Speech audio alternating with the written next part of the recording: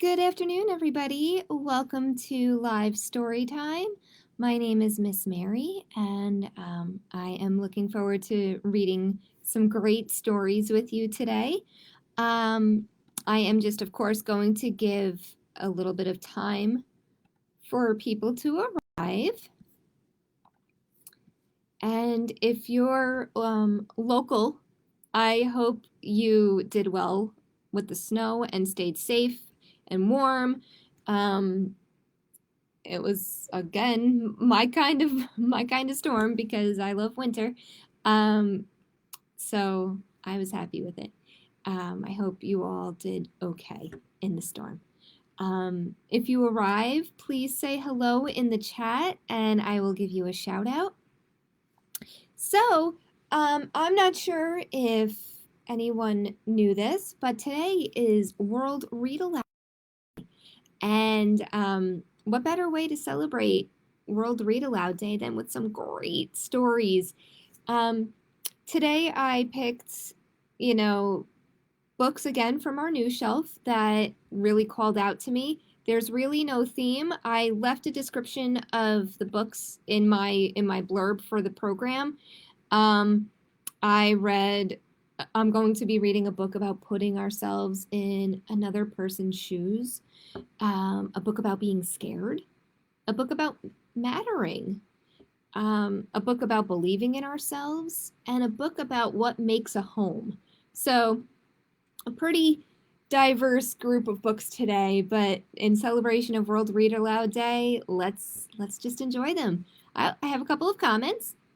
Hi, Margie. Hi, Sammy. Great to see you. Hi, Laura. And I know that you're there with Callie and Sadie. Hello, girls. And a quick shout out, of course, as always, to Amelia and Rose who tune in the after the replay video, and to all the children who tune in the replay video. Hello, and I hope you enjoy. Sadie wants you to know we just had watermelon and wants to know if you have ever had it. Oh, yes. I love watermelon, Miss Sadie. Watermelon and strawberries and pineapples. I have a lot of favorite fruits, but watermelon is up there. I love a good watermelon. I hope it was tasty. All right, let's get started with my first book. This is the book about, hi, Ginger. Hi, Lila Ray and Nax. Hello. Let's get started with the book about being afraid. This is called Tiny TRex and the Very Dark Dark. And Lila Ray, I haven't forgotten your request. I am going to possibly next week read some longer stories. So like maybe some folk tales and stuff like that. So maybe even a fractured fairy tale. That might be fun too. Okay? Just letting you know I haven't forgotten that request. Here we go. This is Tiny TRex and the Very Dark Dark. Okay, let me move this. There we go. It's our first camp out in the backyard, and we are nervous. We have never slept outside before.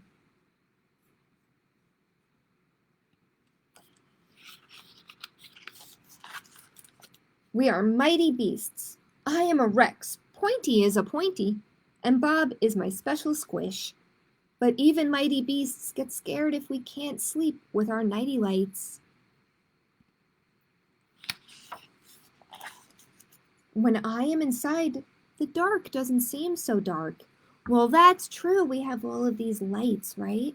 We have, night lights, and we have a computer light. So, yeah, it's different. It's different inside. But when I am outside, the dark is very dark. Outside, there are no nighty lights to turn on. And when there are no nighty lights, the grumblers and nombies come out. Oh my. Mother says, there's always a light shining somewhere, Tiny, even in the dark. If you are brave and look hard enough, you will find it. But it is hard to be brave when you are scared of the crawly creeps. And it is hard to look for something when you have your eyes shut. Pointy and I thought up a secret plan to be brave.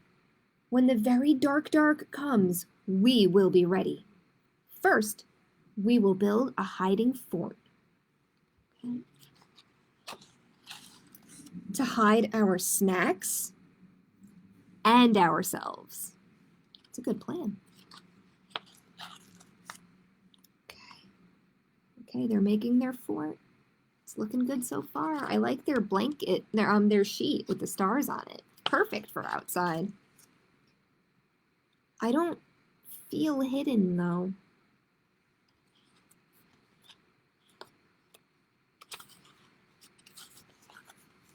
Next, we will make special helmets to protect our brains from the grumbles and nombies.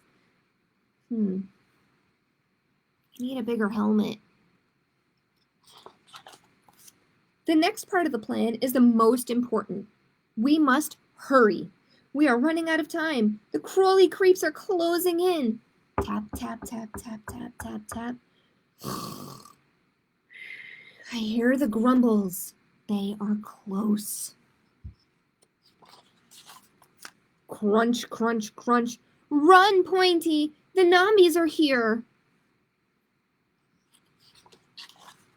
This is it. Our secret plan is almost ready. Look what they're hanging up. What do those look like? Now we will not be scared of the very dark because we have made a super bright nighty light. Click. Okay. Oh my.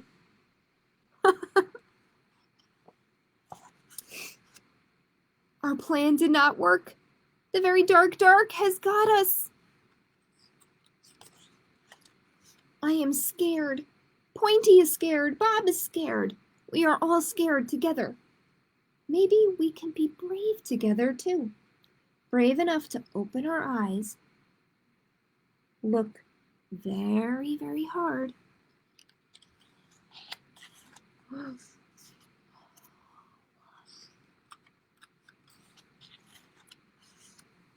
and find some light. Look at those beautiful stars and the moon. How brave were they? They opened their eyes and saw all those beautiful stars. Okay. Oh, I'm glad you love that book, Laura. Have you read it in the story time? Laura is one of my library friends, so she is a librarian too. And Sadie wants you to know she loves this book. That's great. Thanks, Sadie. I'm glad you enjoyed hearing it again. Okay. Again, keep the comments coming. I love answering them. And if they if you write them while I'm reading, I promise as soon as I'm done with the book, I will answer you. And also just a heads up, there's a little bit of a delay. So you might type your comment and I don't see it right away. So I'm not ignoring you, I promise. As soon as the comments roll in, I say something. So just a heads up about that. There's a little bit of a delay. So this one is literally called Put Yourself in My Shoes. And this is an interesting concept. We don't really mean wearing someone else's shoes. It just means trying to see what someone else is thinking and why they might be thinking that way. So it's a tough thing to understand, but hopefully this book will help explain it. Spring had finally arrived. It was a beautiful day, and Cricket decided to go for a stroll. After the long winter, he was eager to see his friends.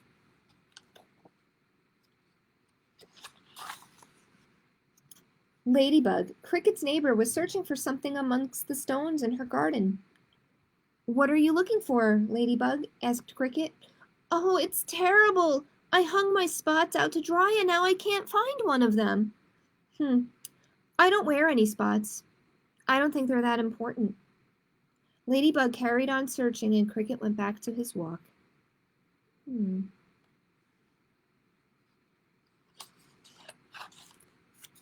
He came across Bee sitting next to her hive. "What's up, Bee?" asked Cricket. "Some fishing twine got tangled around one of my wings and now I can't fly." "I hardly ever use my wings. I don't think they're that important." Bee kept on trying to untangle herself, and Cricket went on his way. Oh dear. So is Cricket putting himself in their shoes? Not really. Nope, not yet. Later on, he bumped into Spider, who was making silk. "Why are you in such a rush, Spider?" "I'm running low on balls of silk. I need to stock up before I open the store." "I never buy balls of silk." "I don't think they're that important." Spider kept on working, and Cricket headed toward the river.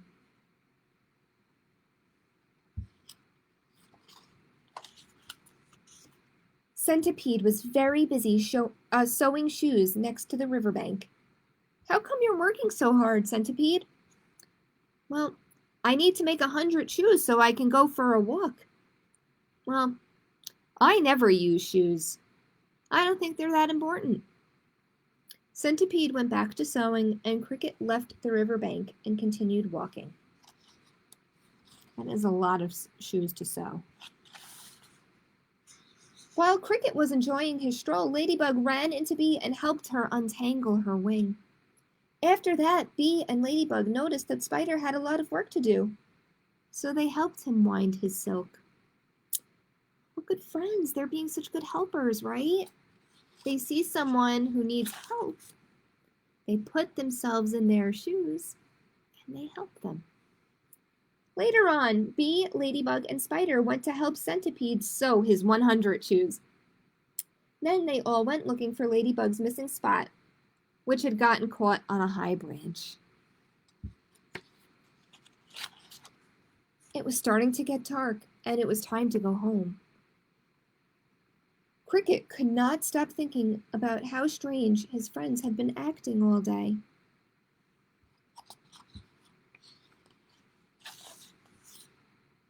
Once home, Cricket put on his suit and bow tie and grabbed his violin. He loved playing at nightfall.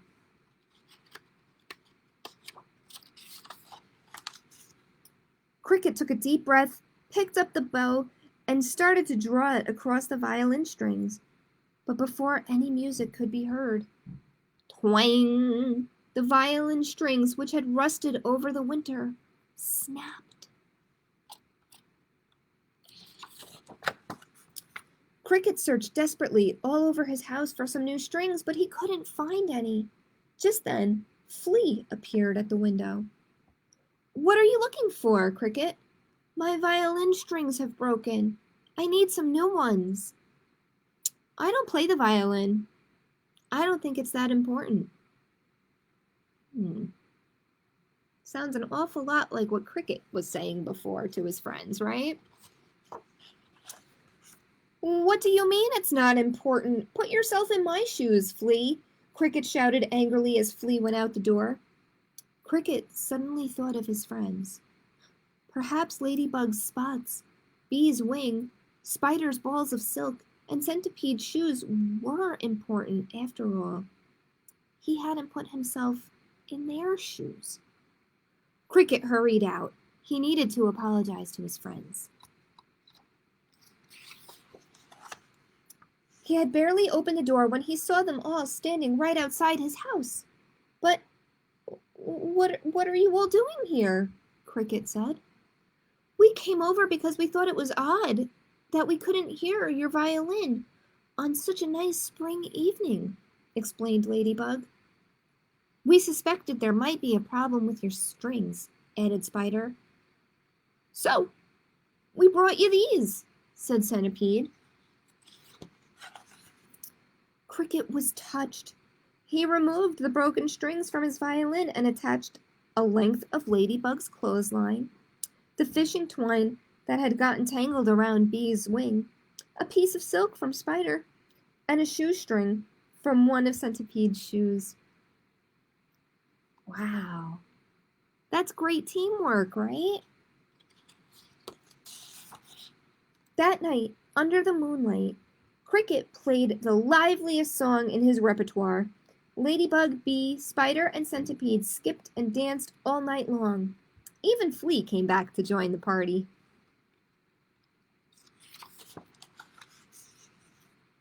Cricket looked up at the starry night sky as he played his instrument. That night he felt very special, because now his music sounded like Ladybug and her clothesline, Bee and her fishing twine, Spider and his ball of silk, and Centipede and his shoestring. And that is called Put Yourself in My Shoes. Okay, we have some comments. Have not read it in Storytime yet because you haven't had one since COVID, of course. But you saw it when your library got it. Oh, good, good. Yes, I love that book. I just think it's great. Sadie says, I love you. I love you too, Sadie. I love you too. And I want to see you in real life. Come visit me at the library, girl. Absolutely. Come visit me. Again, today is World Read Aloud Day, and what better way to celebrate reading aloud than having a story time? I think we're doing it right. Okay.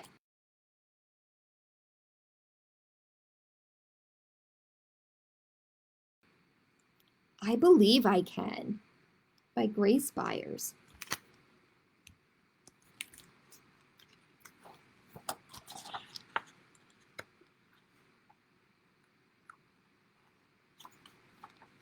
Bear with me. Here we go. I can sail like mighty ships, like the oceans, I run deep. I can stretch just like the Alps until I reach my highest peak. I can charge just like a train, like a rocket I'll ignite. Like a star, I can project my brightest shine against the night. I am like the lion's roar. I am like a dragon's flames. I'm worthy because I'm me, and there is value to my name. I can build just like a brick. I keep going like a clock. I can hold just like cement. I can last just like a rock. Grounded firm, I'm like the soil. Like the sky, I'm boundless too. When I believe in myself, there's simply nothing I can't do. Like the hero, I am brave and face my fears despite my fright, because I know I'm not alone, and in the end, I'll be all right. Sometimes I am right, and sometimes I am wrong. But even when I make mistakes, I learn from them to make me strong. I may not win at all I do. I may experience defeat.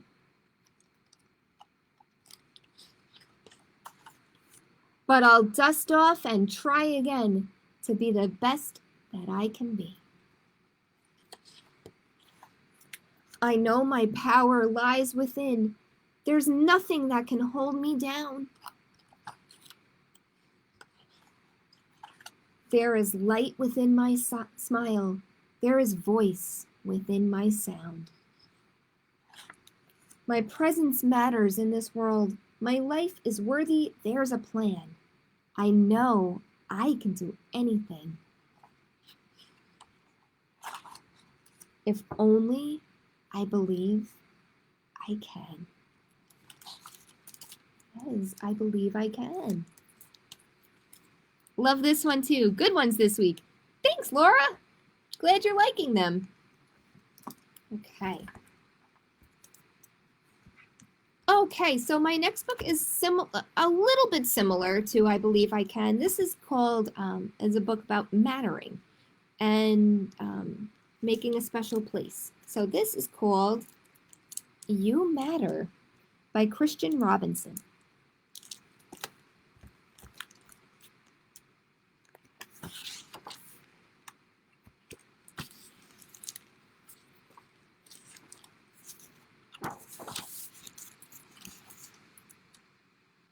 The small stuff, too small to see.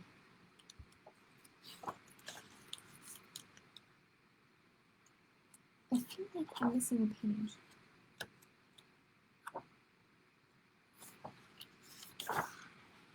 Oh, I guess not. Those who swim with the tide and those who don't. The first to go and the last. You matter. When everyone thinks you're a pest, when something is just out of reach, when everyone is too busy to help, you matter.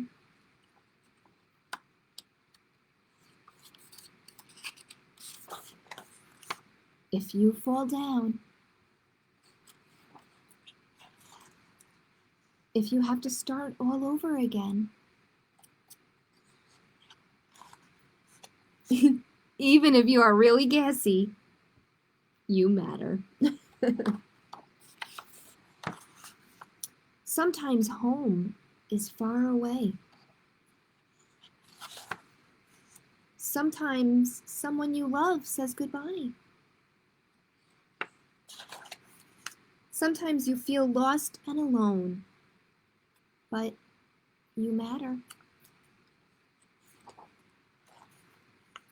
Old and young, the first to go and the last.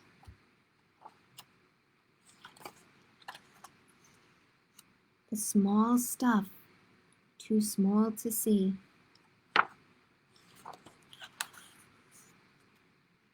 You matter. And that is the story of You Matter. Okay. All right. I have one story left to share with all of you today.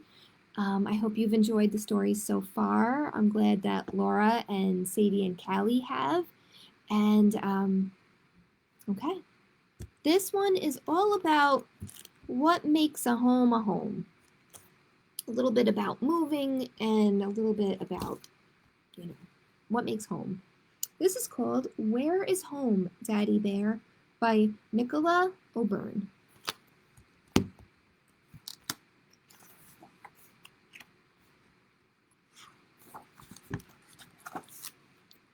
Evie Bear was hiding. She didn't want to go. I'll miss it too, said Dad. We've made so many memories here. Looks like they're moving. Why do we have to move? Asked Evie Bear. Well, said Dad, everything changes eventually, and in the beginning change can feel sad, but it doesn't always. If nothing changed, there would be no more birthday parties. Dad helped Evie pack her books in the very last box and locked the front door for the very last time. Evie felt heavy. Goodbye, home, said Dad. Goodbye, home, said Evie. Dad, asked Evie Bear as Dad squeezed the last box in the truck. How will I make new friends? Said Dad. Why don't you start with a smile? Those are the same everywhere.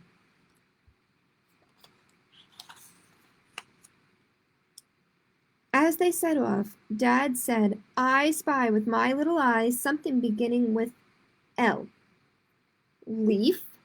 Guessed Evie. She already knew that leaves were Dad's favorite thing to spy. Evie guessed traffic light, car, and pigeons as the city began to fade away.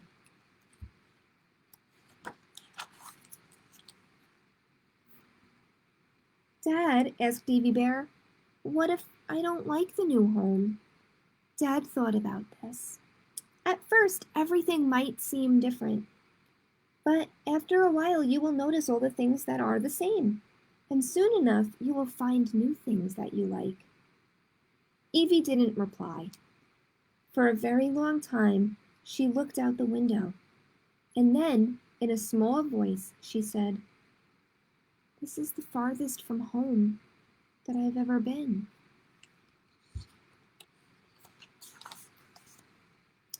Evie Bear's tummy let out a long rumble, and Dad had a very good idea. Blueberry pancakes, just like the ones they made at home. "Where am I from now?" asked Evie Bear as they ate. "Our old home or our new one?" "Maybe a little bit of both," Dad answered. "We are all a mixture of the places we've been, the places we are now, and the places we're going to go." Back on the road, Dad and Evie Bear drove for a long time. Dad turned on the radio, and they sang together loudly as the sun began to set. "We're almost at the campsite," announced Dad. "We'll stop here tonight and keep going in the morning." Dad tucked Evie Bear in, but she couldn't sleep. "Dad," said Evie, "I'm not sure where home is anymore." "I don't think home is a place," said Dad. "Home is more of a feeling. Sometimes home is a cuddle. Sometimes home is having the space to be yourself. It can be all kinds of things, but the best things about home aren't things at all." The next morning, Evie Bear and Dad were up early. Today they would reach their new home. Tree after tree passed before Evie asked, "Dad, are we there yet?" Dad didn't reply. "Dad," asked Evie, "are we lost?" Dad scrunched up his big furry brow. "I know we're close," he said. "We just need to find the river." "I have an idea," said Evie. "I spy with my little eyes something beginning with B." "Maybe a bird?" guessed Dad.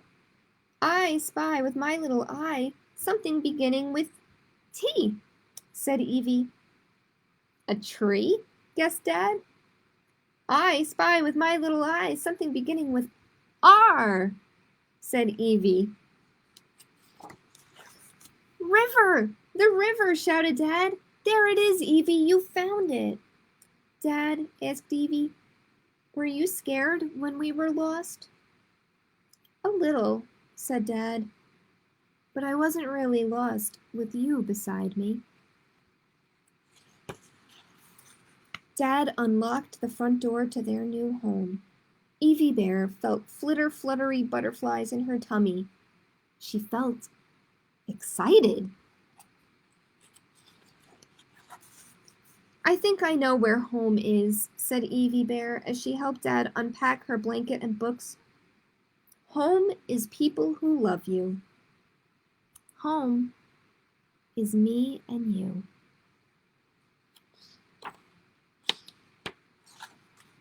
Then Dad read Evie Bear 3 bedtime stories, and, cuddled up in bed, surrounded by home, they both fell fast asleep. Okay, so I just love this book because, especially because of this page. "I don't think home is a place," said Dad. "Home is more of a feeling. The best things about home aren't things at all." I just love that message. So, Callie wants to know if I like juice boxes. Yes, I do. Very tasty. I like the Honest brand. Honest Kids or Honest Juice. I like that brand. And Capri Sun, even though the straw always gives me trouble. Sadie wants you to know she likes these stories and wants to know if you like them. Yes, Sadie, I loved these stories, and that's why I read them this week, and I'm glad you enjoyed them too. Lila Ray wants to say, and Eevee is her favorite Pokemon. That's so cool. That's right. I forgot that that's one of the Pokemon names. That's really cool. Spelled a little bit differently, but the same name. Okay. So thank you so much, everybody, for tuning in to another week of live story time. Next week, I think I am going to focus on a couple of longer stories and some folk tales and maybe a fractured fairy tale too. I think those might be a fun treat to read. So stay tuned for that. And again, today is World Read Aloud Day, so I do hope that later on tonight you celebrate by reading another story out loud at home. Until next week, stay safe, everyone. Stay well. Be kind to each other. And remember, you matter. Bye, everyone.